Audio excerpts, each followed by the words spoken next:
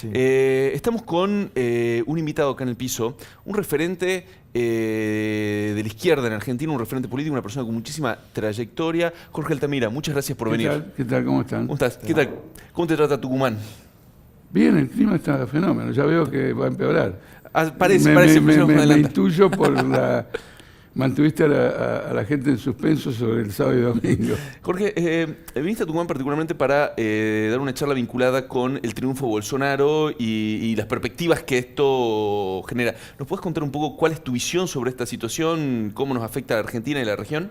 Bueno, en primer lugar, la crisis política que se desarrolló en Brasil Sí. no es exactamente lo que ocurre en Argentina, pero tiene puntos de contacto. ¿Qué quiero decir? Como consecuencia de la crisis mundial, Brasil ha entrado en una crisis económica fenomenal. Claro. Incremento de la desocupación, caída del producto industrial. Sí. Y el proceso político se vio deteriorado porque los partidos tradicionales y el gobierno brasileño cayeron en una impopularidad extrema. Tenían elecciones en octubre del 2018 y no se veía ninguna salida política de los que tenían el control del poder. Sí. Si eso seguía así, el Partido de los Trabajadores y antes Lula, cuando no se encontraba preso y proscripto electoralmente, podían ganar y ellos no querían que eso ocurriera. Claro. Esta crisis política es parecida a la nuestra en el sentido de que allá hay una desintegración de partidos, una crisis económica, déficit fiscal, deuda externa elevada, pago de intereses. Estos son los puntos en contacto. Y acá también comienza la desintegración política, Sí. a la que ya recogimos del peronismo. Vemos una desintegración del macrismo y una caída en picada de Macri en las encuestas. Claro. Lo que le estaba pasando a Temer. Esos son Sí. los puntos en contacto. Lo singular de Brasil es la decisión del alto mando militar de imponer él la salida. Algo que viene preparando, digamos que está en los planes, Sí. en las previsiones, pero que va ejecutando y lo desarrolla a través de Bolsonaro y todo un grupo militar que lo respalda. Vas a tener ahora un gabinete lleno de militares. Ya Sí, hay claro. un militar designado para el área de educación, Sí. con el objetivo de revisar todos los libros que se hablan. Es decir, que el tipo va a ejercer una censura implacable. Entonces los militares arman, interviniendo en la crisis política, una salida con alguien que es un fascista y cuya base de masas, si podemos decirlo así, son la mayor parte de las iglesias evangélicas. Claro. Que nosotros también vemos en Argentina el desarrollo que tienen. Sí, que crecen cada vez más, ¿no? Crecen y entonces le han servido de sustento, plataforma, para pasar de un 15-20% de los votos, llamar la atención, y un gran operativo comunicacional del ejército que lo propulsa. Sí. Sí. En esa dirección. De modo que cuando el electorado va a las urnas, ya tiene condicionadas las alternativas políticas. Claro. Por fuerzas que son extrañas al electorado. Jorge, en base a lo que vos, todo esto que estás enumerando y que tiene muchos puntos de contacto con Argentina, yo la verdad no conozco cuál es la situación de las Fuerzas Armadas de Brasil, pero acá en Argentina, ahora con todo lo que pasó con la guerra de San Juan, quedó a la vista que están muy deterioradas, prácticamente Sí, sin ese es un presupuesto. punto. ¿Crees que acá en Argentina pueden tener cierta fuerza también como para imponer un candidato, como vos decís que pasa en Brasil? No, claro. Hay una diferencia sustancial. Brasil no perdió la guerra de Malvinas. Claro. ¿Se entiende? Eso es muy importante, es un antes y un después en este desarrollo. Pero vos observás lo siguiente: desde que Alfonsín hizo el punto final de la obediencia de vida, Menem el indulto y Cristina Kirchner con el nombramiento de César Milani, Sí. ha habido sistemáticamente un intento de reconstruir todo eso, o el 2 por 1. Es decir, abrir ese terreno. Y acá te quiero señalar algo que quiero que la opinión pública le preste atención. Estos ejércitos, tanto el nuestro como el brasileño, ejercieron un entrenamiento represivo agudo, encabezando el ejército de países latinoamericanos que fue a pacificar Haití. El comandante en jefe brasileño ahora lo nombró ministro de Defensa. En Brasil y en Argentina tenés prohibido por ley hacer espionaje interno, que el ejército reprime y todo lo demás. Se entrenaron en Haití. ¿Quién envió las tropas argentinas a Haití? No te lo sabía. ¿Quién mandó? ¿Quién firmó el decreto que diga el ejército argentino va a Haití? ¿Y eso fue durante el gobierno kirchnerista, o no? Claro. Claro. Entonces, papá, escucha bien esto, Bolsonaro sale y la militarización sale de decisiones tomadas por el gobierno kirchnerista. ¿Y en Brasil quién las mandó? ¿Y Lula? Lula. Claro. Es decir, que estos movimientos que se jactan de autonomía, de independencia, de democracia, son el huevo de la serpiente. Se crían ahí adentro y claro. terminan. Vos sabés que las fuerzas de la ONU, de América Latina, de América Latina, están acusadas de abusos sexuales, violaciones de niños. Es una noticia que corrió, ¿no? Bueno, de ahí sale el operativo militar en Brasil. Quiero llamar la atención. Entonces, el mensaje al pueblo argentino es que ante una crisis de envergadura de ese tipo, tenemos que evitar que la iniciativa la armen desde arriba, los poderes políticos, etcétera, y la crisis la tenemos que resolver desde abajo. Es decir, nosotros pretendemos con el Frente de Izquierda y el Partido Obrero de ser la iniciativa política que le dé una solución al derrumbe económico del pueblo trabajador y que le dé una solución a todo este impas político. Porque el peronismo está votando el programa del FMI, de lo contrario no hubieran tenido la aprobación del presupuesto. Claro.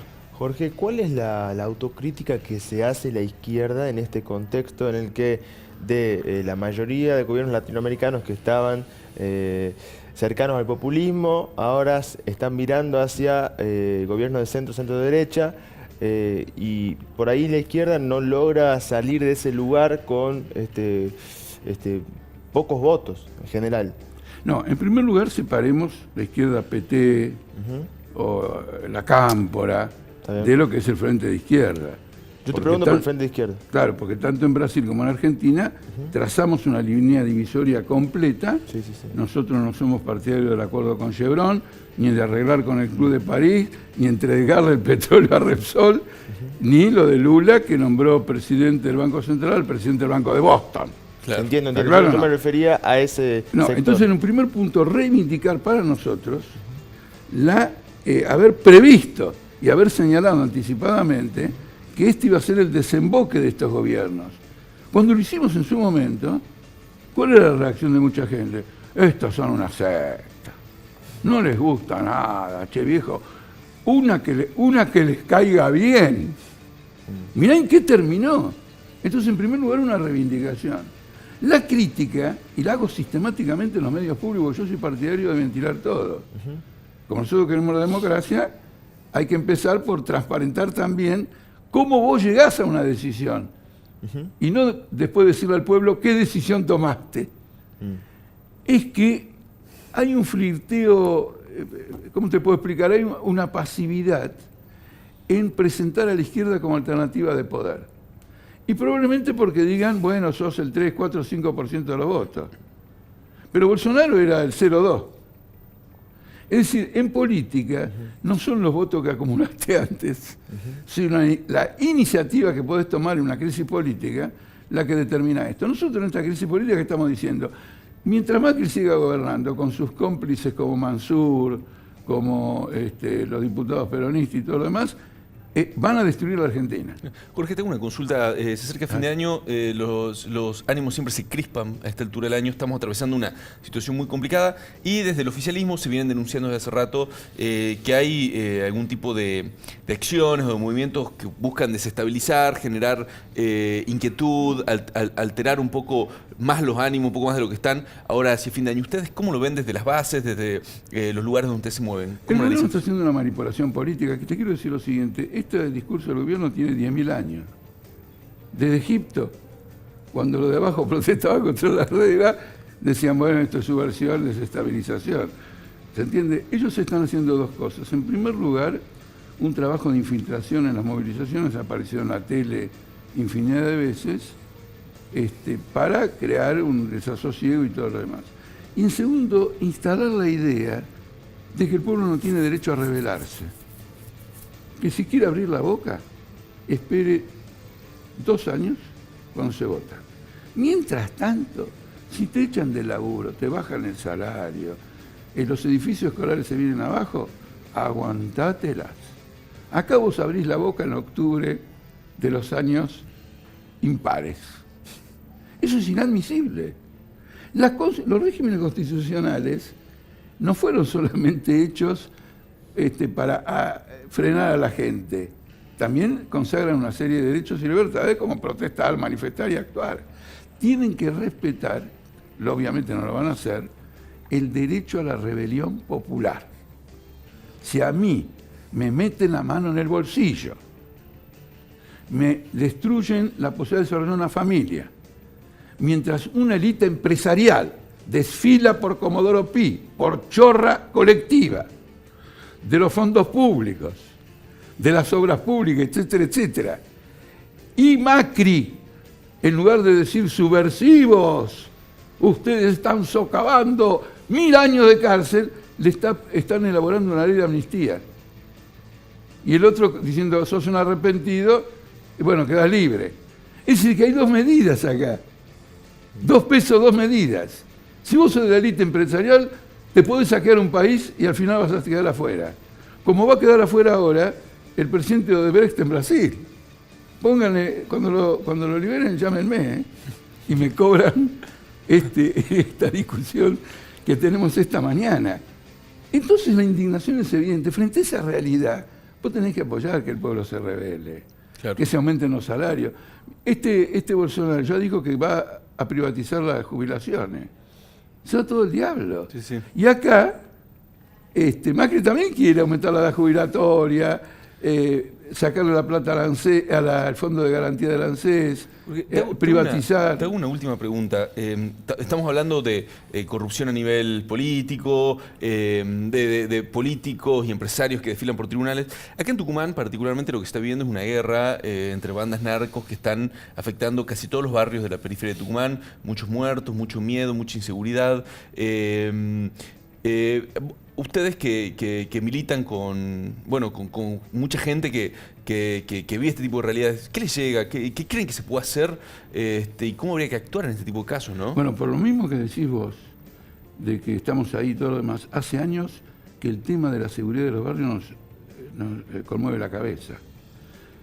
Porque en el siglo XIX, cuando males de este tipo arrasaban, los socialistas de aquella época tomaban la tarea de organizar los barrios, organizar los sindicatos, y la clase obrera asumía el control que no asumía el Estado.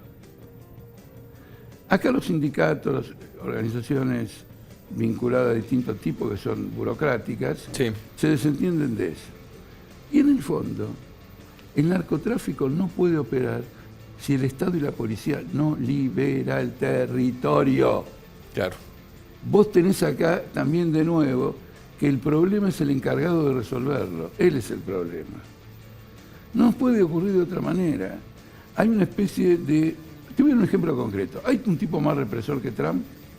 Y todo indica que no. Todo indicaría que no, por lo que él mismo dice, sus groserías y todo lo demás. Pero Estados Unidos es el país que consume más drogas y está creciendo. Y los opiáceos ya están matando a la población. El país que se jacta más de la seguridad, que tiene policía militarizada en los estados, sí, es donde más circula la droga. Y después atacan a México, porque la droga viene de México. Ahora, la pregunta es lo siguiente: si los norteamericanos no se drogaran, ¿a quién le venderían los mexicanos la droga? Exactamente. Entonces tenés esta contradicción, porque el narcotráfico es una fuente elevada de beneficios. En este momento te doy un dato preciso. El banco Danske de Suecia o Noruega, creo que de Suecia, está siendo intervenido por gigantesco lavado del dinero de la droga. Es una fuente del negocio bancario. Claro. Y el negocio bancario cuenta con el secreto bancario. Sí. Y bueno, está todo armado. Claro. Está todo armado para que prospere. Yo, como primera medida, digo, un gobierno de trabajadores, primero levantamos el secreto bancario.